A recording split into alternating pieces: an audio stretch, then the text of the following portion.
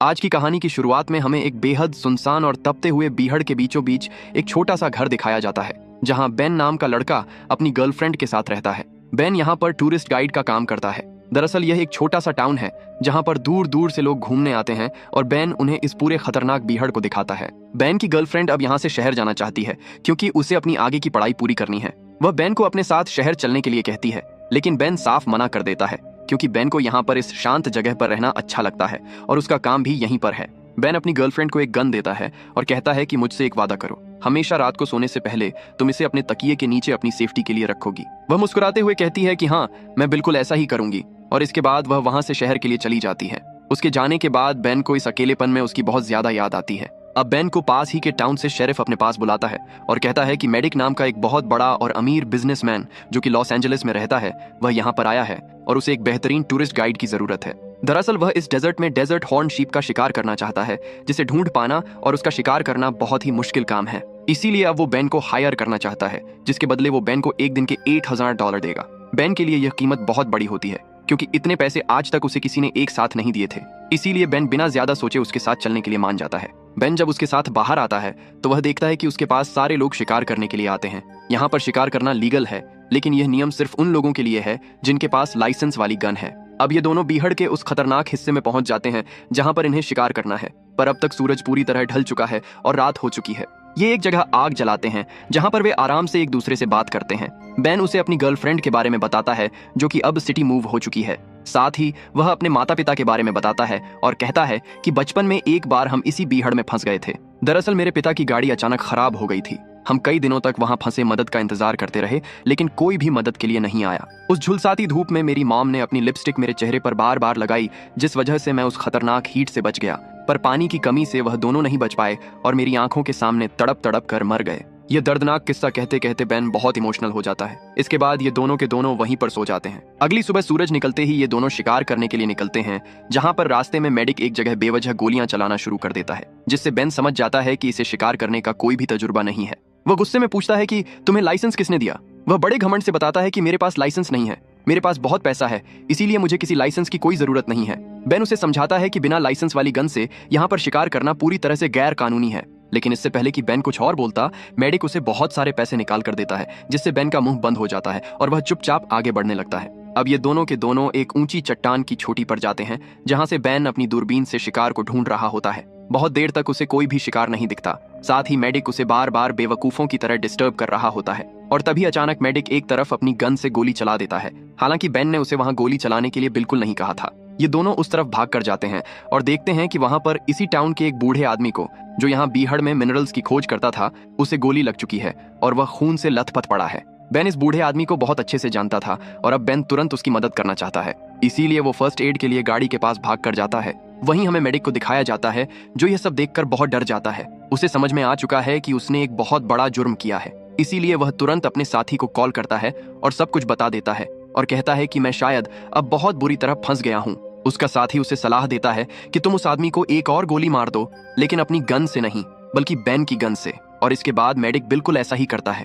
Gun की तेज आवाज सुनकर बेन वापस भाग कर आता है और देखता है कि उस बूढ़े आदमी के शरीर में अब 2 गोलियां हैं। वो मेडिक से चिल्लाकर पूछता है कि तुमने ऐसा क्यों किया।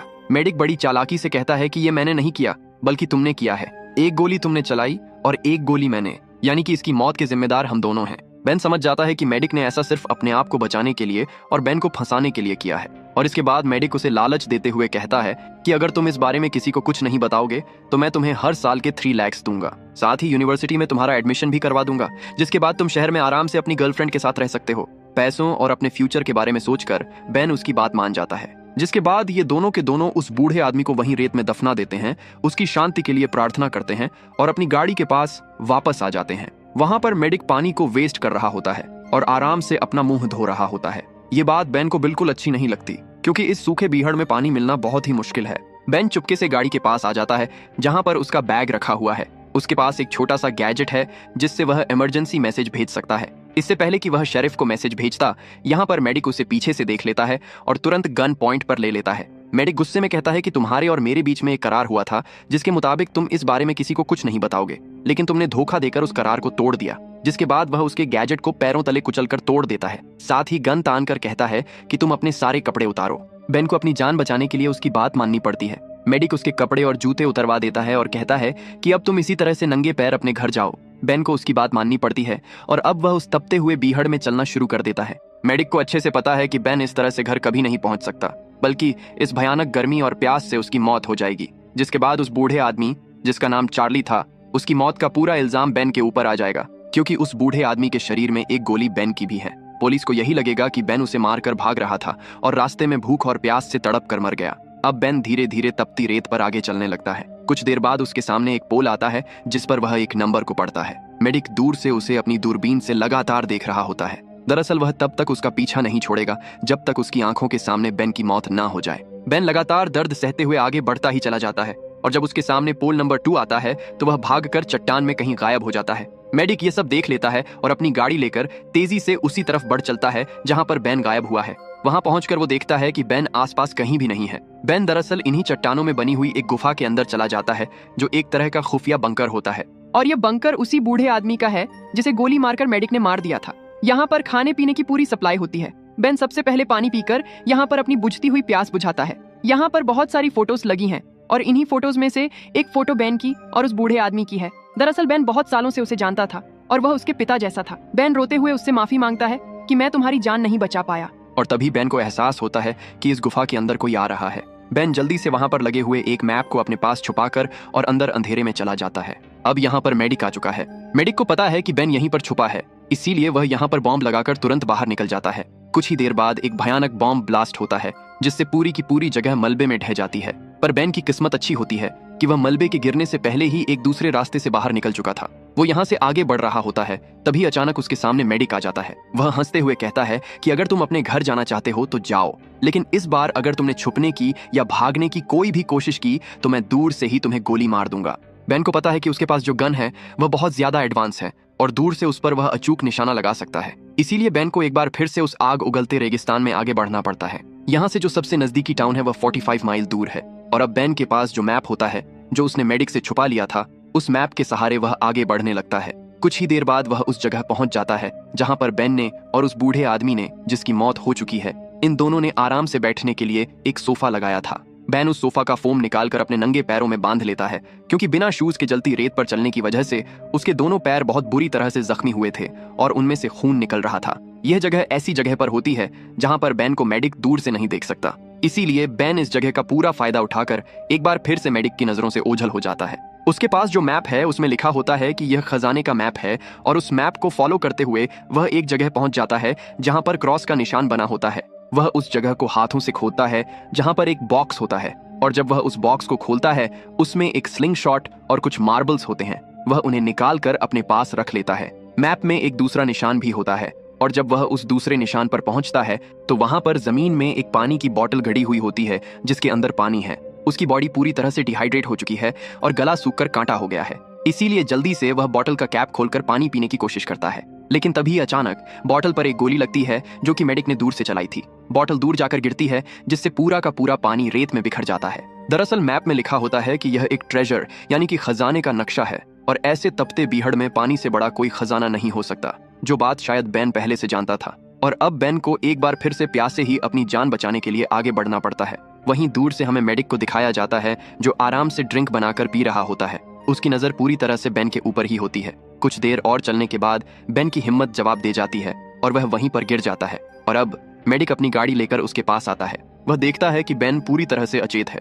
मेडिक उसके आसपास 2 बार गोलियां चलाता है यह जानने के लिए कि वह जिंदा है या मर गया, लेकिन बेन बिल्कुल नहीं हिलता, जिससे वह समझ जाता है कि बेन की मृत्यु हो चुकी है। उसका मकसद पूरा हो चुका है और अब वह अपनी गाड़ी लेकर वहां से निकल जाता है। लेकिन उसे नहीं पता कि बेन अब भी जिंदा है और उसने मरने का सिर्फ नाटक किया था। उसके जाने के बाद बेन उठकर उस तरफ चलने लगता है जहां पर चट्टान के ऊपर एक गुफा के अंदर वो अपनी गर्लफ्रेंड के साथ टाइम स्पेंड किया करता था। वहां पर पानी भी है। दरअसल वो अपनी प्यास बुझाने पानी की तलाश में वहां जा रहा है और जब वह चट्टान के ऊपर चढ़ रहा होता है तो दूर मेडिक, जो अपने साथी से फोन पर बात कर रहा होता है, वो बेन को जिंदा देख लेता है। और अब उसे बेन पर बहुत भयंकर गुस्सा आता है और वह बेन पर ताबड़तोड़ गोलियां चलाता है। लेकिन बेन किसी तरह से अपनी जान बचाकर और उसकी गोलियों से बचकर उस गुफा के अंदर पहुंच जाता है जहां पर पानी होना चाहिए। लेकिन बदकिस्मती से यहाँ पर पानी नहीं होता, इसीलिए बेन को बहुत गुस्सा आता है। वहीं मेडिक बाहर से चिल्ला चिल्ला कर कहता है कि सरेंडर कर दो, तुम्हें मुझसे कोई नहीं बचा सकता। लेकिन बेन अब रात होने का इंतजार करता है ताकि रात के अंधेरे में वहां से निकल सके। रात हो जाती है और मेडिक ने अपनी गाड़ी की लाइट्स उस तरफ जला रखी होती है जिस गुफा के अंदर बेन है। बेन चुपके से दूसरे रास्ते से बाहर आता है। वह देखता है कि मेडिक बाहर पी कर रहा है और इसी बात का फायदा उठाकर वह गाड़ी से अपनी जैकेट निकाल लेता है, क्योंकि बीहड़ में रात को बहुत ज्यादा कड़ाके की ठंड हो जाती है। मेडिक जब गाड़ी में आता है तो समझ जाता है कि बेन यहाँ पर आया था। वह अपनी गाड़ी को स्टार्ट करके तेजी से बैक करता है। गाड़ी के ठीक नीचे बेन होता है और वह जल्दी से पत्थरों के पीछे छुप जाता है, जिसके बाद मेडिक उसके ऊपर जानलेवा बॉम्ब फेंकता है। बेन के पास वही स्लिंग शॉट होता है जिससे वह एक मार्बल का निशाना लगाता है और निशाना सीधा मेडिक के सर पर जोर से लगता है, जिससे मेडिक वहीं पर बेहोश हो जाता है। मेडिक को जब होश आता है तो वह रस्सियों से बंधा हुआ होता है। वह गाड़ी के पीछे बैठा होता है और अब सुबह हो चुकी है। वह देखता है कि बेन गाड़ी के बाहर है, जिसके बाद बेन गाड़ी चलाकर मेडिक को सीधा शेरिफ के पास ले जाता है और उसे सब कुछ सच सच बताता है कि किस तरह से मेडिक ने उसी के दोस्त बूढ़े आदमी को यानी कि चार्ली को बेरहमी से मारा था। साथ ही शेरिफ को वह पैसे भी देता है जो उसे मेडिक ने दिए थे ताकि वह अपना मुंह बंद रखे। और अब मेडिक का जुर्म पूरी तरह से साबित हो चुका है और अब बेन मेडिक के पास जाता है, उसे उल्टा सीधा कहता है और अपना गुस्सा निकालता है। कुछ देर के बाद मेडिक कहता है, मुझे वॉशरूम जाना है। और जब वो वॉशरूम के लिए जाता है तभी कुछ देर के बाद इन्हें अंदर हेलीकॉप्टर की तेज आवाज आती है। बेन भागता हुआ बाहर जाता है और देखता है कि मेडिक हेलीकॉप्टर में बैठ रहा है और वह यहाँ से उड़कर इनकी आंखों के सामने भाग जाता है। दरअसल उसके पास जो स्मार्ट वॉच थी उससे उसने अपने साथी को इन्फॉर्म करके यहाँ पर बुला लिया था और अब वह यहाँ से अपनी जान बचाकर भाग चुका है। इस पूरे डरावने इंसिडेंट के बाद बेन यह तय करता है कि अब वह इस गाइड के काम को कभी नहीं करेगा। वह शहर जाता है जहां पर वह अपनी गर्लफ्रेंड से मिलता है, उसे पूरी घटना के बारे में विस्तार से बताता है और कहता है कि अब मैं हमेशा तुम्हारे साथ ही रहूंगा, मैं उस काम को हमेशा के लिए छोड़ चुका हूं। और एक रात को जब वह अपनी गर्लफ्रेंड के साथ आराम से सो रहा होता है तभी उसे भयानक सपना आता है कि मेडिक उसके सामने है, उसके हाथ में गन है और वह उसे शूट करने वाला है। घबराहट में उसकी नींद खुल जाती है। वह देखता है कि उसके सामने कोई नहीं होता, पर जैसे ही वह एक बार फिर से अपनी आंखें बंद करता है मेडिक की असलियत में आवाज आती है। मेडिक सच में वहां पर खड़ा होता है, उसके हाथ में गन होती है। मेडिक हंसते हुए कहता है कि पिछली बार तुम बच गए थे लेकिन अब तुम्हें मुझसे कोई नहीं बचा सकता, और वो उसे शूट करने वाला होता है कि तभी बेन की गर्लफ्रेंड उसे पीछे से शूट कर देती है। दरअसल बेन ने जो उसे गन दी थी वह हमेशा अपने तकिए के नीचे रखकर सोती थी और उसी गन से वह फुर्ती से उसे गोली मार देती है, जिसके बाद बेन भी अपनी गन से गोली चलाता है और मेडिक की वहीं पर मृत्यु हो जाती है और इस तरह से मेडिक की जिंदगी का हमेशा के लिए खात्मा हो जाता है। और इसी के साथ हमारी आज की यह स्टोरी यहीं पर खत्म हो जाती है। तो दोस्तों, आपको यह स्टोरी कैसी लगी हमें कमेंट करके जरूर बताना और इसी तरह की कहानियों के लिए हमारे चैनल को सब्सक्राइब जरूर कर लेना।